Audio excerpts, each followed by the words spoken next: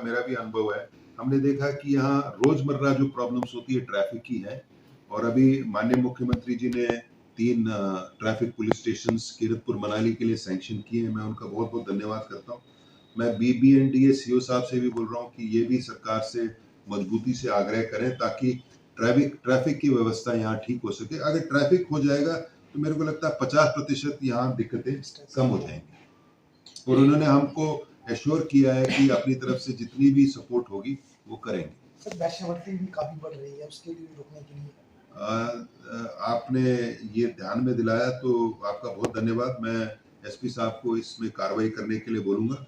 लेकिन पिछली बार पत्रकार बंधुओं ने गैमलिंग का इशू उठाया था, जुए का, उसमें काफी काम हुआ है। इलीगल माइनिंग में भी अभी तक 57 लाख जो है फाइन इकट्ठा करके हमने सरकारी तिजोरी में जमा कराया है। एफआईआर भी 4 से पिछले साल 4 थी, इस बार 10 हो गई हैं।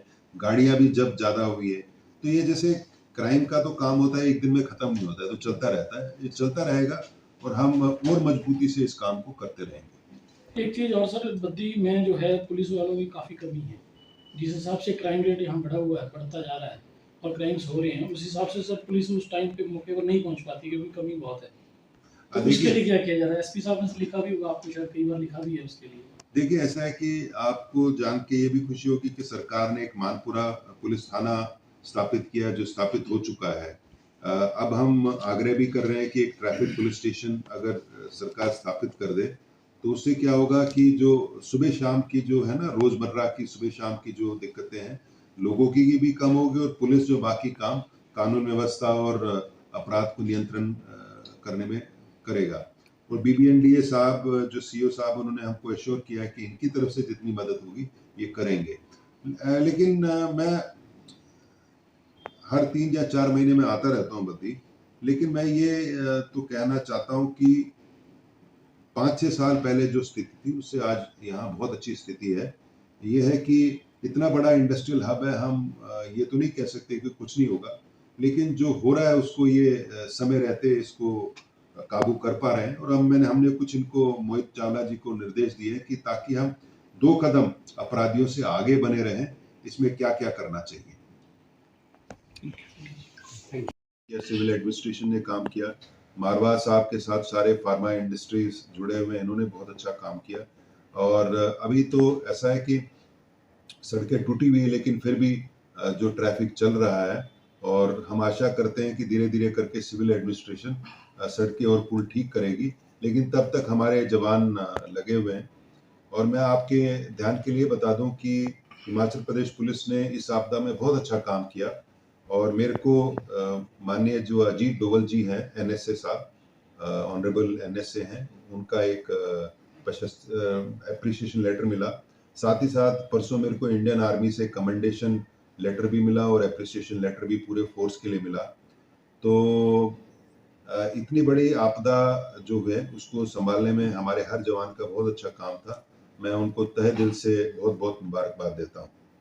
दूसरी बात है, जैसे मैंने बताया कि बद्दी इंडस्ट्रियल हब है और बॉर्डर एरिया लगता है 65 किलोमीटर, 50 पंजाब के साथ लगता है, 15 हरियाणा के साथ लगता है। तो यहाँ लॉ एंड ऑर्डर और क्राइम की जो प्रॉब्लम्स है अन्य राज्य से बहुत ज़्यादा है। और हाल ही में ऐसा हुआ है कि मेडिकल डिवाइसेस पार्क की यहाँ कंस्ट्रक्शन चल रही है, रेलवे लाइन बिछ रही है, और नेशनल हाईवे भी 4 लेन बन रहा है। इसके वजह से भी काफ़ी यहाँ प्रॉब्लम्स हैं, और मैं समय समय पे आता रहता हूँ। ये बात बिल्कुल ठीक है कि इस साल जो हीनियस क्राइम है जैसे मर्डर पिछले साल से ज़्यादा हुए हैं, लेकिन मुझको ये खुशी है कि हर कोई केस सॉल्व हो गया है और जो मुलजिम है सलाखों के पीछे है। साथ ही साथ एक चिंता का विषय है कि आर्म्स एक्ट के केस थोड़े बढ़ गए हैं, लेकिन उसमें भी जितने अपराधी पकड़े गए हैं, और मैं एसपी साहब को यही निर्देश दिए हैं कि इसमें काइंडली स्पेशल ऑपरेशन करके आप इंश्योर करें कि जो प्रभाव है हमारे पड़ोसी राज्यों का वो हिमाचल में ना पड़े। और इन्होंने काफ़ी स्टेप्स लिए हैं, जैसे जागृति इन्होंने एक किया है महिलाओं के सेफ्टी के लिए, उनके एम्पावरमेंट के लिए, जो काफ़ी सक्सेसफुल हुआ है। साथ ही साथ जो ब्रिस्प है, Baddi regional industrial security plan है, उससे भी इंडस्ट्रीज और पुलिस के बीच में काफ़ी समन्वय बढ़ा है और काफ़ी क्राइम हम इसमें प्रिवेंट कर पाए हैं। उसको होने से पहले ही प्रिवेंट कर पाएँ। अब एक दो बात और है कि जैसे मैंने इनको निर्देश दिए कि मैं 2020 से आता जा रहा हूँ और आज के दिन मुझे बड़ी खुशी है कि 5,000 से ज़्यादा सीसीटीवी कैमरा लग गए हैं। जब हमने स्टार्ट किया था, जब 2000 इसकी संख्या हुई थी, तब भी हमने एक जश्न किया था। आज 5000 क्रॉस कर गया है, जिससे ज़्यादा से ज़्यादा क्राइम जो है आज के दिन में सॉल्व हो रहे हैं। लेकिन मैं आपके माध्यम से ये भी कहना चाहता हूँ कि हिमाचल प्रदेश पुलिस तत्पर है और हमेशा हम क्राइम से और क्रिमिनल से 2 स्टेप्स आगे हैं।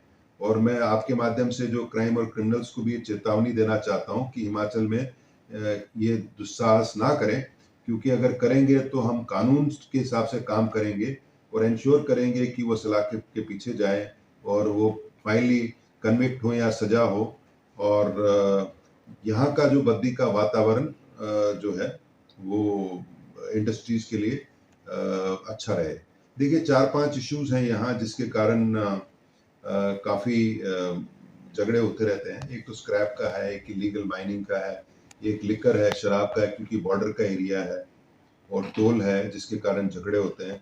और अभी जैसे मैंने बताया कि मेडिकल डिवाइसेस पार्क आ रहा है, रेलवे लाइन आ रही है, नेशनल हाईवे आ रहा है, लेकिन हम तत्पर हैं। मैंने BBNDA के CEO साहब से भी रिक्वेस्ट की है। हमने सरकार को एक प्रस्ताव भेजा है कि जैसे किरतपुर मनाली है, अब नेशनल हाईवे बहुत अच्छा बन गया, 18,000 करोड़ की लागत से 180 किलोमीटर का जो सफर है वो 3-3.5 घंटे में हो जाएगा। तो आज के दिन में मनाली एक वीकेंड डेस्टिनेशन चंडीगढ़ को बन गया है। ऐसा ही उसी तर्ज पे किरतपुर मनाली के तर्ज पे वहाँ 3 ट्रैफिक पुलिस स्टेशन खोले गए थे।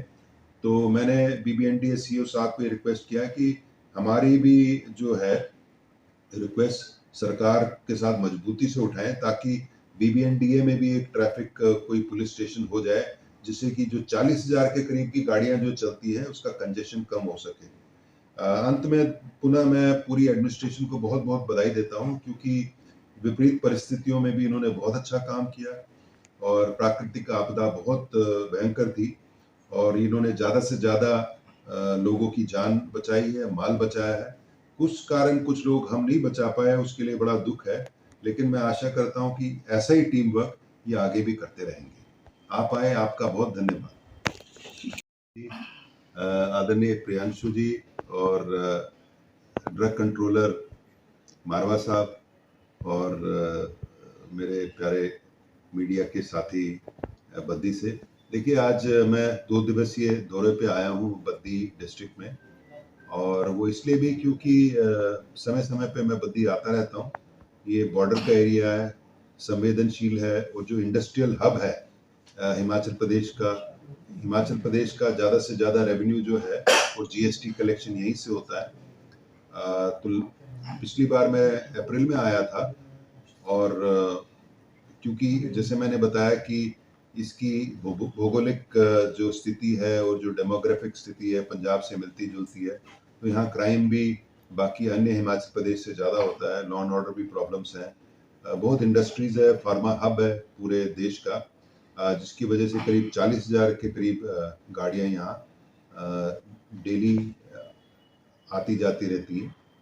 तो सबसे पहले मैं बद्दी पुलिस का, BBND का, SDM साहब का, ड्रग कंट्रोलर साहब का तहे दिल से शुक्रिया करता हूँ, उनको धन्यवाद करता हूँ, उनको मुबारकबाद देता हूँ कि जो ये आपदा आई पिछले 2 महीने में, इन्होंने दिन रात काम करके यहाँ जो इंडस्ट्रीज है इसको इन्होंने चलाए रखा, और कोई भी ऐसा दिन नहीं हुआ जिसमें कि ट्रैफिक अवरुद्ध हुआ।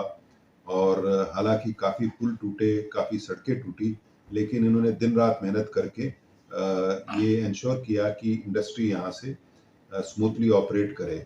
आपको याद होगा जब कोविड का दौर था तो बद्दी की इंडस्ट्री एक समय बंद हो गई थी, लेकिन क्योंकि ये फार्मास्यूटिकल हब है, पूरी देश दुनिया की दवाइयाँ यहीं से बन रही थी, तो सबसे पहले इंडस्ट्रियल कोई अगर एस्टेट पुनः स्टार्ट किया था तो बद्दी किया गया था, क्योंकि यहाँ जो कोविड की दवाइयाँ थी, आइनॉक्स का जो ऑक्सीजन का प्लांट है, सब यहीं स्थित है।